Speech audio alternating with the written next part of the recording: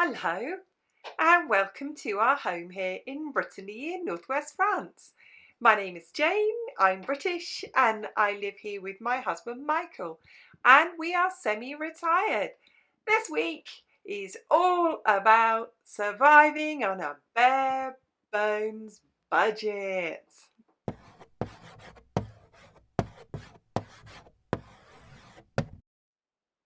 Okay, let's start thinking about what is a bare bones budget. Let's start by explaining what I mean by that.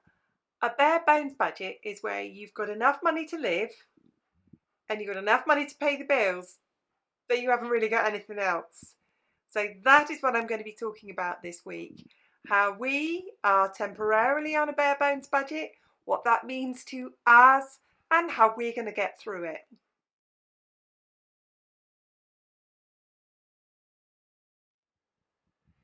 So, there might be many reasons why somebody might be on a bare bones budget. One of the two of you might be on reduced hours, one of the two of you might have less work that time, and in our case it's because we're self-employed and we took some time off, and that meant we invoiced less. That meant when the money came in the next month we had less money. We knew it was coming, and when it does come we just have to rein in our spending. So next I'm going to go through our actual budget and show you how we're going to make it through this month and still do some saving, but maybe not as much as we normally do.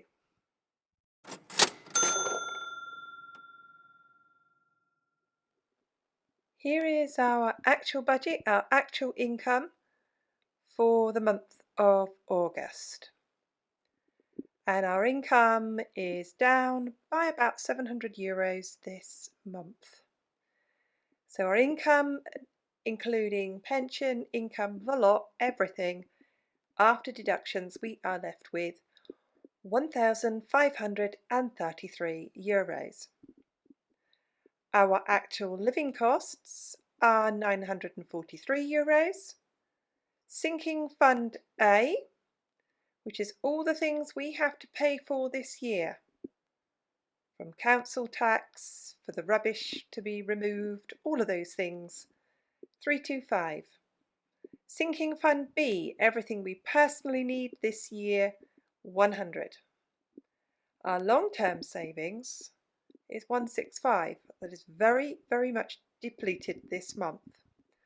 But everything is being paid for.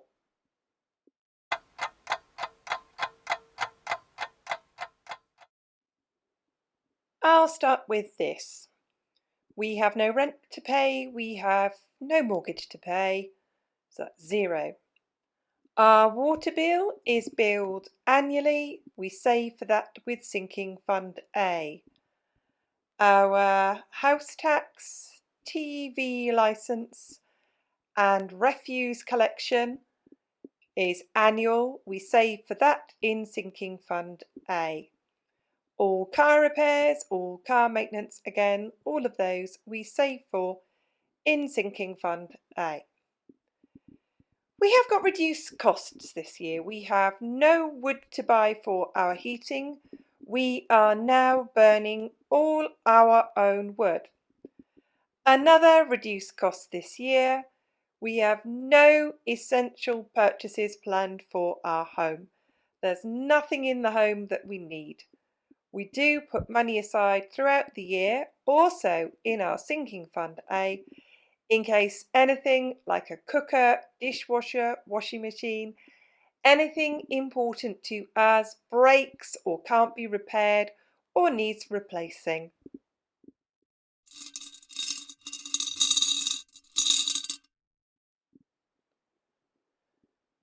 Right, surviving a bare bones budget means all of these have to be paid for. Mike's mobile phone, the home insurance, Jane's health insurance. We live in France. We all have to have a top-up private insurance. Car insurance, bank fees, my mobile phone, Mike's health insurance, our TV, phone and internet package, and our electricity bill. So those are the numbers for those each month. They have to be paid on a bare bones budget.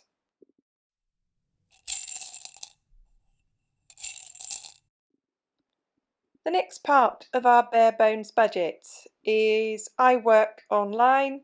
I have a separate internet connection for that on a 4G and I pay 20 for that. Beauty, I pay someone locally to come to my house each month and I do some waxing of my face. I want to keep her in work. It's important that she is in work. So I'm not stopping that. The car fuel we've reduced down to 50. The dog's medication, sadly she's getting old and sick, that's 67. Supermarket, that's all dog food, all drink, everything, we've allowed 300.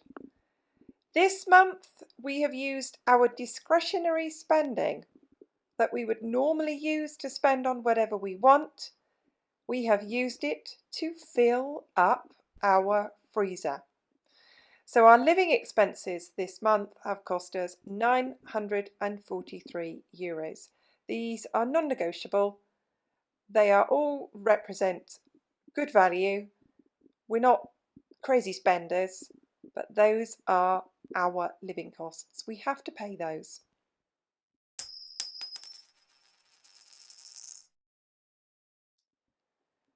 As people who live on a budget all of the time, there are things that stay on our budget all of the time.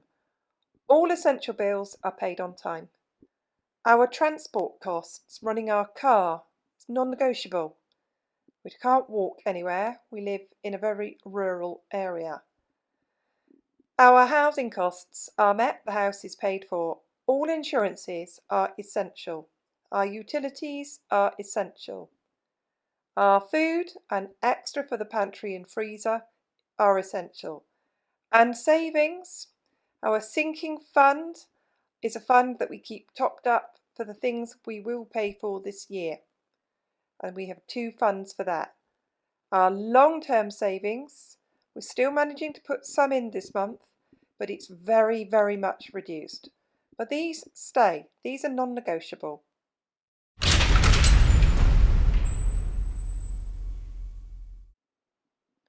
Now these are the things that we've cut out. We have no other TV subscriptions. So for example, we do not have Netflix, we don't have Amazon Prime. We don't have anything like that. They're not essential. We don't eat out, we don't buy ready-made food, we don't buy takeaways. They're not essential. We've cut any purchases from our home spending. We've got everything we need. We're not going to upgrade it. And also this month we have cut out our discretionary spending of our bare bones budget. And we have used that money to fill up the freezer.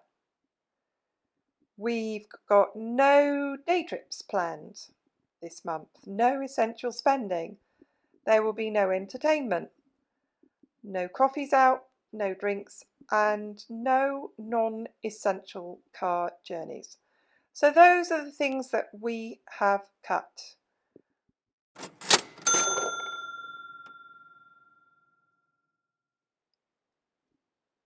Let's take another look at the things that we have cut out of our spending and some that will go back in when we are not on a bare bones budget.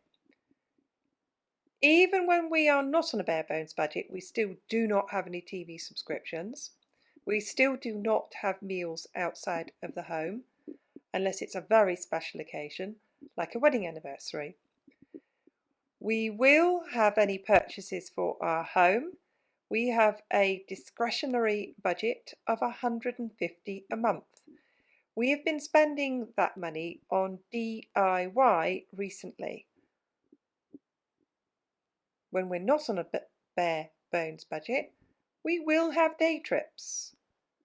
We will spend a little bit more money on fuel. We may, when we're out and about, buy a coffee, but normally we take food and drink with us and have a picnic. We don't pay for our entertainment. We can find lots of ways of having fun for free. So there are still things that we never have in our budget, but we definitely do not have them in our budget on a bare bones budget. Now we're very transparent with our budget. It is what you saw it is. It actually is. Now I know people looking at that will think, my goodness me, I couldn't feed the dog on that. And there'll be some people thinking like, well, I'd bring up 6 children on that and pay my bills on that. So I am very aware of what is a budget to one person is a huge, huge amount of money to other people. And I do not take that lightly at all. I absolutely understand that.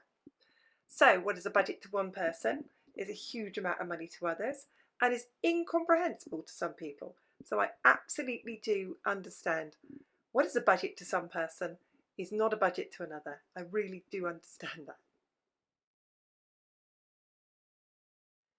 Now I'm going to add this of how we get through a bare bones budget month. And for some people, it could be how you get through a bare bones budget month every single month. There's really important things that we do every single month to get through this as best we can. We always do a food inventory. We do a food stock check. We always do a meal plan for the entire month to make sure that we have enough meals and enough money to see us through the month. And we have more than enough. We also, in that month, we're mindful that these months can come up again. So these are the months that I might buy the extra packet of loo rolls. This is the month I might buy another bag of flour, another bag of sugar. This might be the month I put a couple more bags of pasta in my store cupboard to build up my pantry. It's those months where you are mindful of that when those bare bones budget months hit again, and they will, you can be ready with a little bit spare to keep you going. Well, thank you for dropping by to our home here in Brittany and our midweek money chat of how we make it through a bare bones budget month. If you liked it, give it a thumbs up. It's really helpful if you do that. I absolutely love it when you ask questions, you leave a comment. Go ahead, tell me, how do you get through a bare bones budget month? What advice would you give to someone if they suddenly find themselves with a lower income? What pantry advice would you give to people, for example? What would you suggest that you could put away to get you through those inevitable bare bones budget months? Just leaves me to say thank you so much for dropping by. It's absolutely brilliant to see you here. And I'll tell you what, there's plenty more of this to come. And so you don't miss it, make sure you hit that subscribe button. And I'll see you again very soon. Goodbye for now.